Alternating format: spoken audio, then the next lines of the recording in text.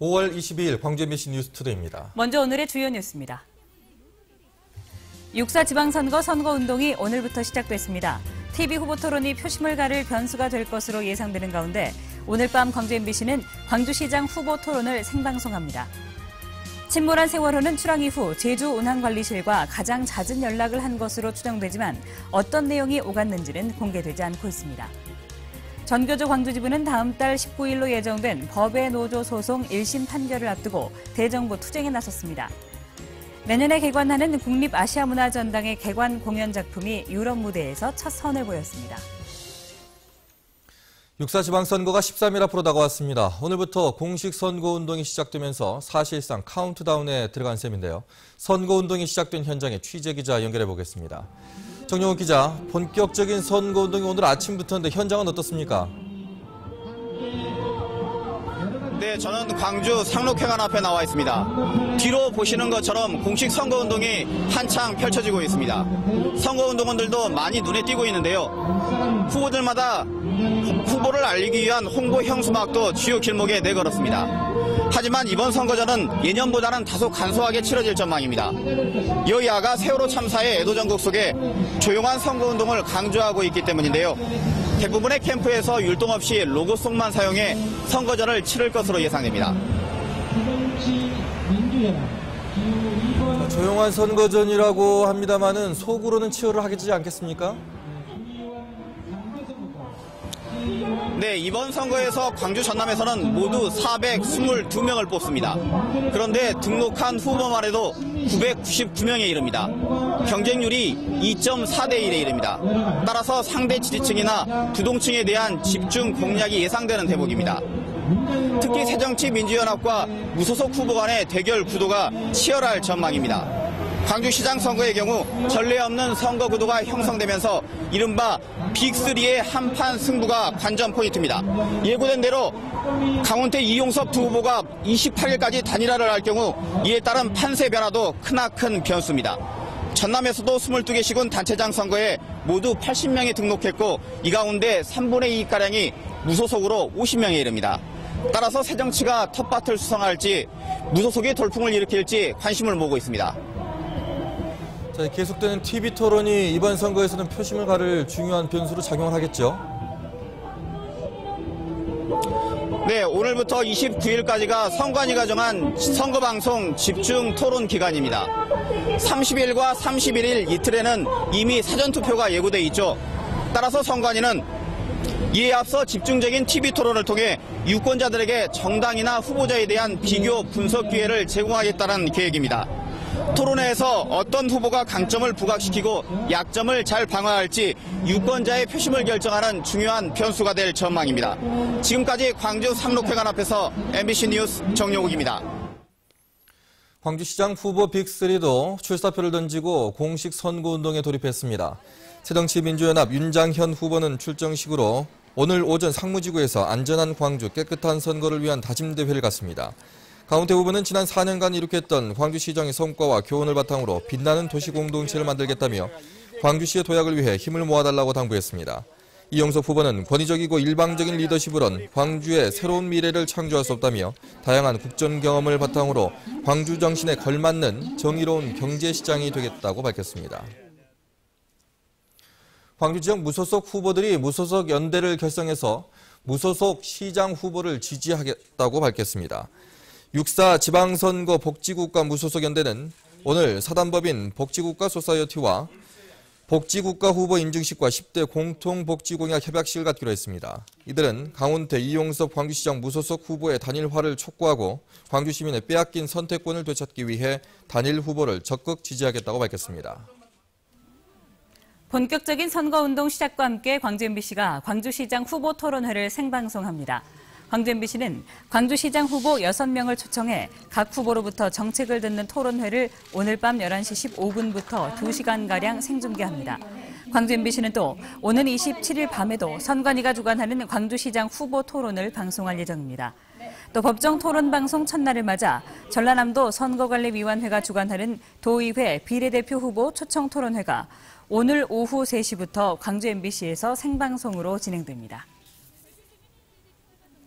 광주시 선관위가 이달 말에 실시되는 사전투표일과 육사 지방선거 당일에 장애인이나 노약자 등 거동이 불편한 선거인을 위해 투표 도움 차량을 운영합니다. 이용 신청은 오는 26일부터 6월 4일 오후 4시까지 교통약자 이동지원센터나 광주소방안전본부, 광주시 선관위 등으로 연락하면 됩니다. 후보자와 선거사무장, 선거사무원 등은 공식 선거운동 기간 중에 어깨띠나 표찰, 기타 소품을 구비하고 선거운동을 할 수 있습니다. 또 자동차나 확성장치를 이용해 공개된 장소에서 연설이나 대담을 할 수 있으며 읍면동마다 홍보 현수막 1매를 게시할 수 있습니다. 선거사무원이 아닌 일반 유권자도 공개 장소에서 후보자 지지를 호소할 수 있고 특정 후보자의 선거운동 자원봉사자로 참여할 수 있습니다. 육사 지방선거 후보자들이 오늘부터 공식적인 선거운동에 들어갑니다. 전남 동부 지역에서도 여수시장 선거가 쟁점으로 떠오르고 있는데 앞으로 무소속 연대가 변수입니다. 보도에 박민주 기자입니다. 주목을 받지 못했던 여수시장 선거가 관심 지역으로 급부상했습니다. 여수시장 선거에 출사표를 낸 후보는 모두 6명. 당을 기반으로 출마한 새정치민주연합 주철현, 통합진보당 김상일, 여기에 무소속 김충석, 김동채, 정정균, 한창진 후보까지. 다자구도 속의 김충석 여수시장의 출마 선언으로 선거 영국은 셈법이 복잡해졌습니다. 새정치민주연합의 경선 잡음과 현직 시장의 불출마 번복 이후 출마 선언이 유권자들의 표심에 어떤 영향을 미칠지가 가장 큰 관전 포인트입니다. 또 다른 변수는 무소속 연대입니다. 경선의 반발에 무소속 출마를 결정한 김동채 후보의 무소속 연대 필요성 제기는 여수시장 선거의 새로운 국면을 만들었습니다. 무소속 단일화에 성공할 경우 강력한 양자 구도가 형성되겠지만 관건은 후보 간 이해득실과 정치적 견해를 좁힐 수 있느냐 하는 겁니다. 민주당 텃밭에서 새정치민주연합의 새로운 검증과 무소속 후보들의 막판 합종연회, 육사 지방선거 후보들의 진검승부가 본격적으로 시작됐습니다. MBC 뉴스 박민주입니다. 세월호 참사가 일어난 지 한 달이 넘어가면서 진도 지역 주민들의 고통도 커지고 있습니다. 유가족들의 아픔을 바로 옆에서 지켜본 데다 관광객 발길도 끊기면서 생업에 어려움을 겪고 있습니다. 김윤 기자가 보도합니다. 팽목항과 얼마 떨어지지 않은 곳에 위치한 진도 서망항. 4월부터 본격적으로 잡히는 서남해안의 꽃게가 거래되는 주요 생산지입니다. 이곳에서 거래된 꽃게는 지금까지 260여 톤으로 지난해보다 8톤가량 줄었고 위판액도 3억 원 정도 감소했습니다. 꽃게 어장터가 세월호 참사 해역 위아래에 위치한 것이 한 원인으로 분석되고 있습니다. 4월까지는 하루에 6톤, 7톤 정도 나왔는데요. 현재 5월 달에 와가지고 급감을 하고 있습니다. 지금 한 4톤 정도. 애도 분위기 속에 주말이면 관광객들로 붐비던 위판장도 썰렁하기만 합니다. 옛날에는 여가 사람들이 여가 안 보이게 있었어. 그런데 지금은 없어. 답답하지만 어디에다 하소연하기 힘든 상황은 이곳뿐만이 아닙니다. 남종화의 본거지인 울림산방과 관매도 등 진도 군내 유명 관광지도 찾는 사람들이 거의 없는 실정입니다. 전혀 사람도 없고 장사도 전혀 안 되니까 여기도 문 닫고 나가고 지금 여기 보세요. 알다시피 여기 마을 사람들 왔다 갔다 하지. 정신적 충격과 함께 경제적으로 어려움을 겪으면서 진도 주민들도 힘겨운 하루하루를 보내고 있습니다. MBC 뉴스 김윤입니다. 침몰한 세월호는 출항 이후 어디와 직접 교신을 나눴을까요? 이미 확인된 제주와 진도 해상관제센터뿐만 아니라 운항 도중에 가장 잦은 연락을 한 운항관리실이 있지만 정작 무슨 내용이 오갔는지는 아직 공개되지 않고 있습니다. 박영훈 기자가 취재했습니다. 세월호가 교신을 한 건 제주와 진도 VTS 해상관제센터입니다. 제주 해상관제센터와는 8시 55분과 9시 5분 두 차례, 진도 VTS와는 9시 7분부터 38분까지 무전으로 교신했습니다.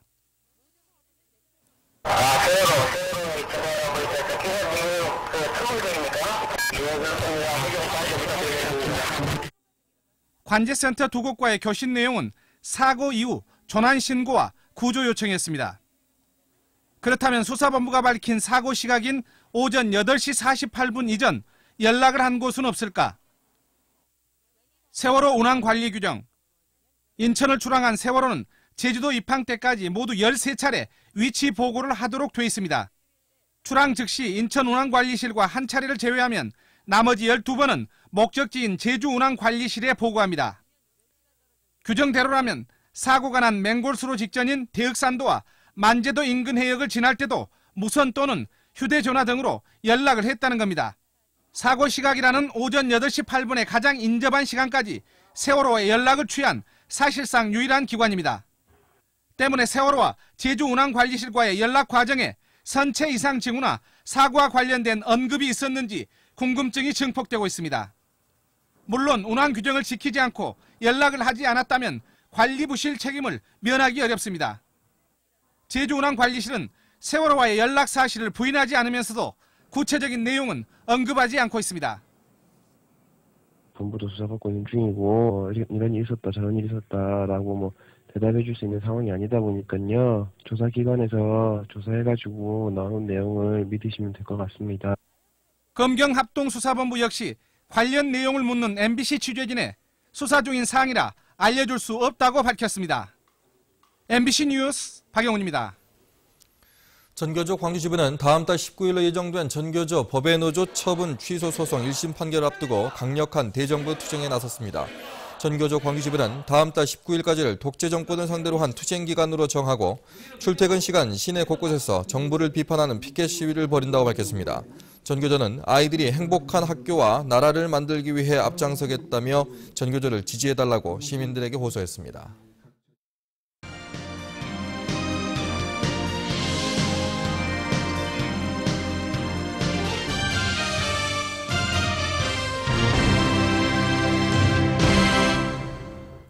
국립아시아문화전당의 개관 공연 작품이 유럽의 세계적 예술잔치에서 첫 선을 보였습니다. 문화전당에서 앞으로 어떤 작품들이 만들어질지는 이 작품을 보며 상상해 보시기 바랍니다. 박수인 기자입니다. 참된 깨달음과 경전을 얻기 위해 인도로 고행길을 떠난 당나라 승려 현장. 17년간의 구도 여행은 깊은 잠 속의 꿈이었고 영원처럼 끝나지 않는 걸음이었습니다. 정지된 화면 같은 극단의 느린 동작과 연출은 속도에 익숙해져 있는 관객들을 멈춰버린 시간 속에 붙들어맸습니다. 的一个过程，我在拍电影的过程，我感觉到观众对速度是不能忍耐的，就他们要看很快的东西，他们要赶快知道是发生什么事情或者得到什么讯息。 지난주 빈 페스티벌에서 공연돼 화제를 모았던 이 작품은 내년에 문을 여는 국립아시아문화전당 안에 있는 아시아예술극장의 개관 작품입니다. 신화 속 호랑이를 다양한 관점으로 표현한 또 다른 개관 작품도 이번 빈 페스티벌에서 공연돼 찬사를 받았습니다.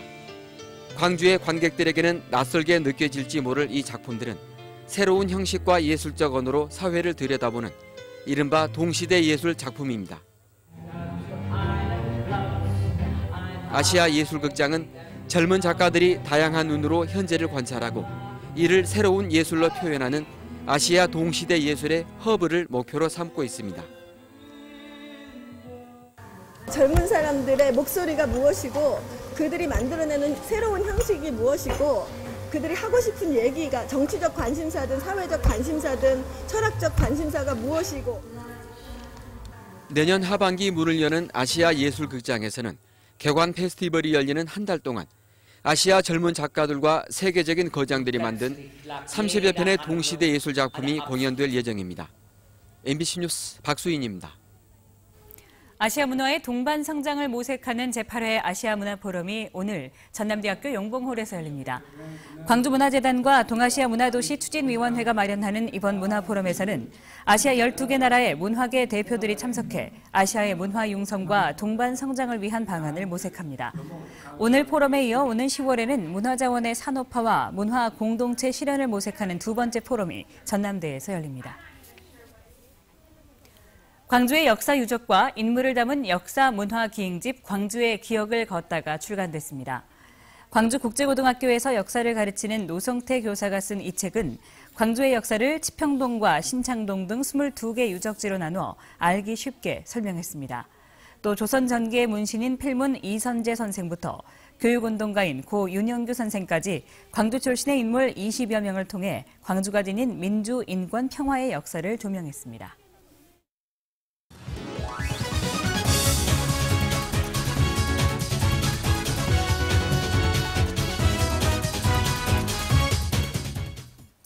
안녕하세요. 스포츠투데이입니다. 기아는 최고 투수 양현종을 내세우고도 승리를 내줬는데요. 타선에서는 단 한 점도 뽑지 못하며 영봉패의 수모를 겪었습니다. 어제 무려 127개의 공을 던진 양현종 선수. 올 시즌 가장 많은 공을 던지고도 마운드에서 쉽게 내려오지 못했던 이유가 뭘까요? 양현종 선수는 어렵게 경기를 끌어가긴 했지만 6.1이닝 3실점으로 LG 타선을 잘 막아줬는데요. 타선에서 그를 도와주지 않았습니다. 유독 양현종 선수는 득점 지원을 받지 못합니다. 올 시즌 두 번째 영봉패, 지난 4월 SK 1차전 첫 영봉패를 기록한 날도 양현종 선수가 마운드에 있었습니다. 4월 양현종 선수 등판의 5경기에서 타자들의 평균 득점은 1.4점. 그나마 5월 4경기 중 2번 타선의 득점 지원이 있었고 어제 타선의 침묵으로 양현종 선수는 시즌 3번째 패배를 기록했습니다. 왜 유독 양현종 선수는 타선의 지원을 받지 못할까요? 양현종 선수가 최고 투수인 만큼 상대팀의 강한 선발과 대결하는 경우가 많았습니다. 어제 우규민의 위력적인 공 앞에서 타자들의 방망이는 무기력했습니다. 기아 해결사 필마저 우규민의 공을 쉽게 때려내지 못하며 4타수 무안타를 기록했는데요. 그나마 꽁꽁 얼어붙었던 기아 타선에 나지우환 선수가 있었습니다. 전날 100홈런을 기록한 나지우환 선수는 올 시즌 처음 4타수 4안타를 기록했습니다. 예측할 수 없는 게 야구라지만 기아의 마운드에 양현종 선수가 있었기에 어제 패배는 더욱 아쉬웠습니다. 오늘은 홀튼이 출격합니다. 아직 홈에서 승리를 거두지 못한 홀튼인데요. 오늘 홀튼 멋진 경기 보여주길 바랍니다. 오늘 광주 기아 챔피언스필드에서 LG와 기아의 3차전이 열립니다. 홀튼에 대적하는 선수는 리오단 선수입니다. 저는 오늘도 열심히 응원하겠습니다. 스포츠투데이입니다.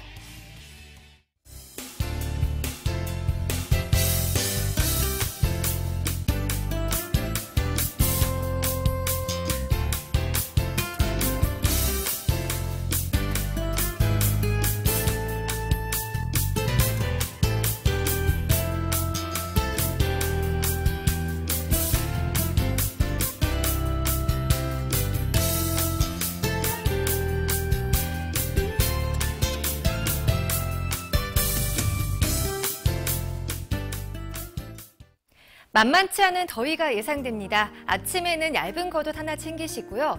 한낮에는 반소매 차림하시는 게 좋겠습니다. 아침에는 안전운전 하셔야겠는데요. 현재 안개로 시정거리가 좋지 않습니다. 지금 시정거리 흑산도 300m, 광주가 5km로 매우 짧습니다.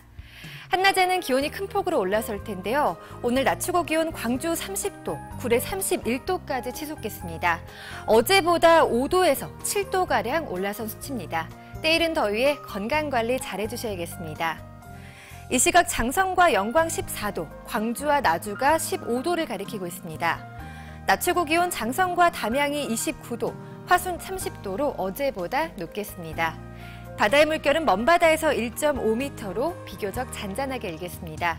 구조작업이 진행 중인 진도구는 바람의 세기가 초속 5에서 8m, 파도의 높이는 0.5m가 예상됩니다. 일요일에는 종일 비가 내릴 텐데요. 이 비는 월요일 오전까지 이어지겠습니다. 날씨였습니다.